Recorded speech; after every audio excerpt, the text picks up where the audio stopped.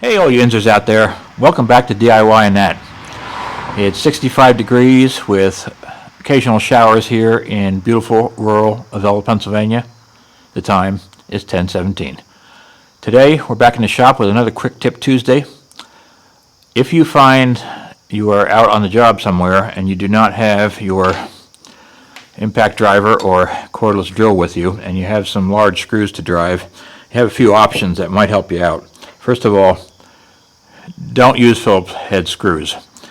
The driver cams out of the screw head too easily, and which means that you have to put a lot of downward pressure onto the fastener in order to get it in.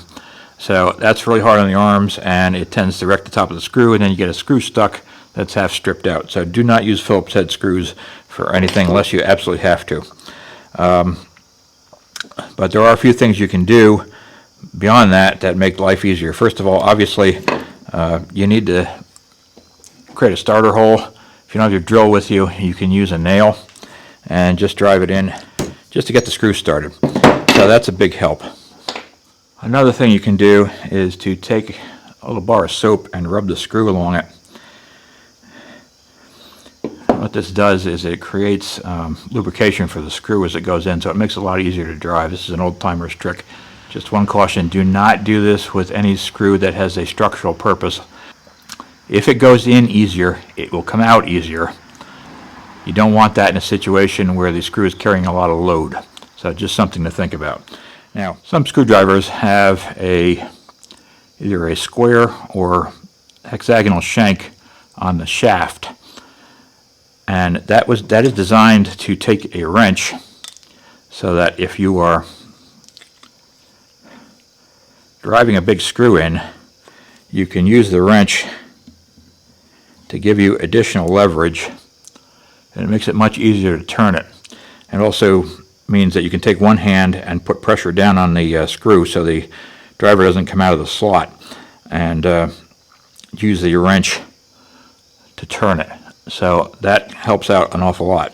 One thing that also helps is if you use screws with either a square driver head on them or a Torx head, as in this one, the driver bit is much less likely to twist out of it, to cam out as they call it, and that makes life a lot easier. So unless there is a reason why you have to use a slotted screw for appearance purposes, you're better off using a square drive, or what they call a Robertson drive, or a Torx drive on all the screws you're using.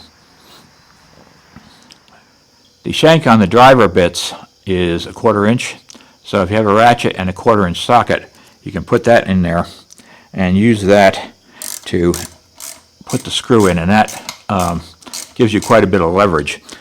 This is a small ratchet, so if you need more leverage for a larger bolt, what you can do is take your 3/8 ratchet with an adapter for 1/4 inch drive on there, put that in your socket, and then use that, and that gives you quite a bit of leverage, so that makes it much easier to drive the screw.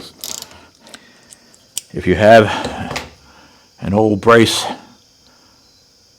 as in brace and bit, you can put the driver adapter in there and use that to run the screw in. So example, I'll show you here.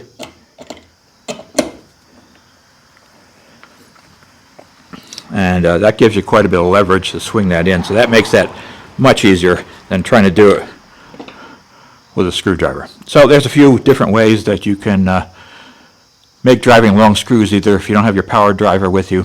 Hope this helps. See you next time.